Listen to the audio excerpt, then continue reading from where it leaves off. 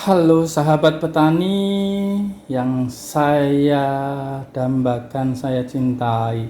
Saya melanjutkan ini membawa produk-produk dari Thailand yang mungkin bisa kita tiru ya. Saya ini sangat senang sekali kalau bisa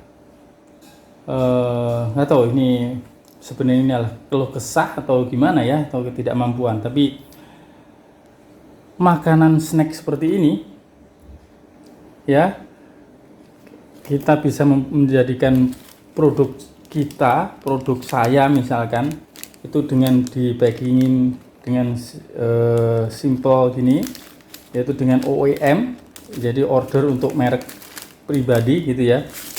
Nilainya itu hanya bisa sekitar 50 juta loh. Nih, contoh-contohnya seperti ini. Ini juga snack ya.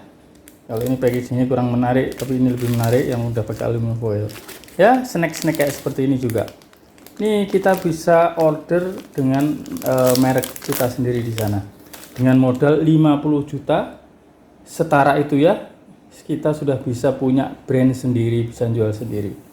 Dan saya sebenarnya sangat excited ini, coba. Ini adalah susu kedelai. Bagaimana ini? Ya, coba bayangin kalau kita ini kan jual hanya dipakai kantong-kantong plastik gitu ya.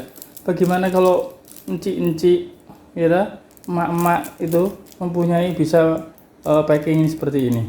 Ya, daya tahannya lebih lama, nilai jualnya lebih menarik gitu ya. Tapi memang di sana mereka bisa berkolaborasi, bekerja sama dengan pabrik packaging sehingga bisa mempunyai merek sendiri gitu ya. Dan institusinya juga mendukung tuh, dapat halal, dapat disupport lah dengan pemerintah. Nih ya, ini susu kedelai ini kan sangat merakyat sekali, gitu ya, sangat merakyat sekali. Dan ini yang saya juga, ini di Indonesia juga tidak kalah penting, ya toh, minuman dari empon-empon ya, dari kunci, ya coba ini tuh. Ini kan seperti jamu gendong nih, ya dah.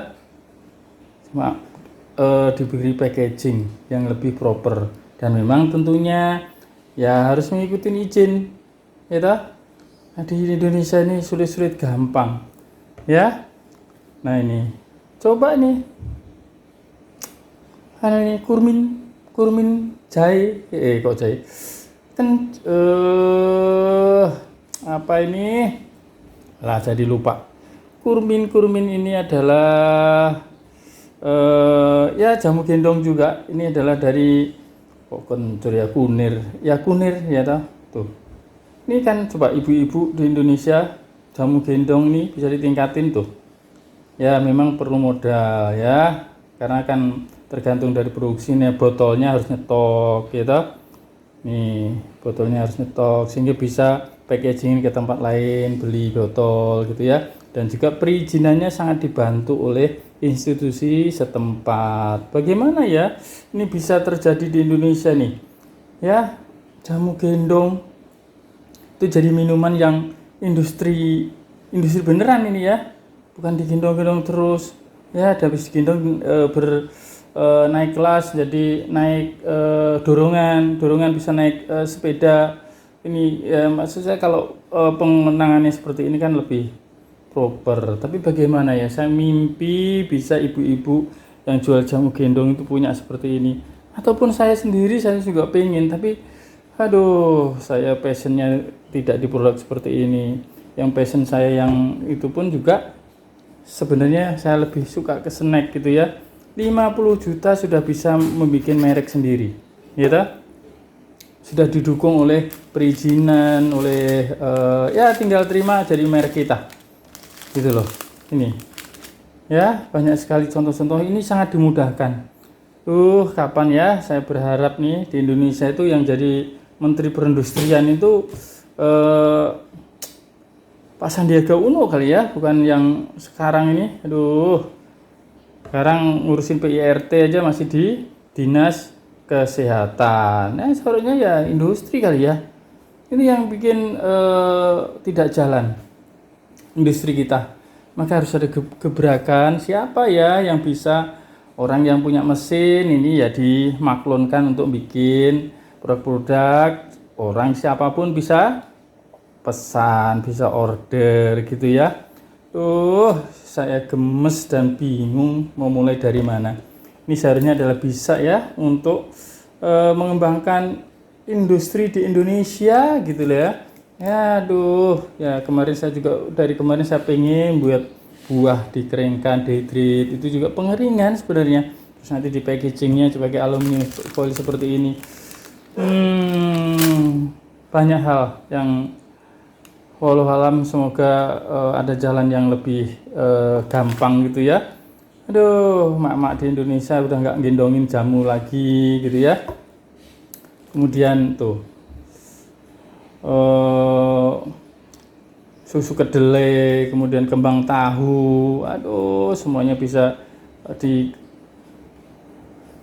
dipresentasikan yang lebih baik sehingga bisa naik kelas.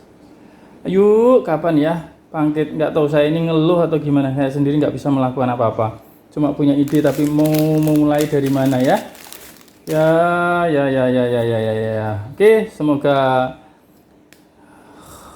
sebagai petani, anak petani yang tidak punya lahan gitu kan, gimana ya bisa memanfaatkan pengolahan hasil-hasil bumi ini menjadi satu industri yang ya banyak dimanfaatkan oleh orang banyak. Petani loh, Indonesia itu negara agraris. Aduh, pernah saya usulkan seperti dinas-dinas atau lembaga penelitian punyanya dinas perindustrian itu punya mesin, misalkan mesin packaging, sehingga semua orang bisa maklum di sana. Perizinan juga mungkin satu pintu gitu ya, bukan ada di dinas kesehatan, ada di BPOM, ada di sekarang udah ada satu pintu ya, tapi nggak tahu deh, masih bingung, tidak seperti yang saya harapkan. Dan setiap mau melangkah itu rasanya sudah terlambat. Insya Allah secepatnya Indonesia bisa turn around ya, bisa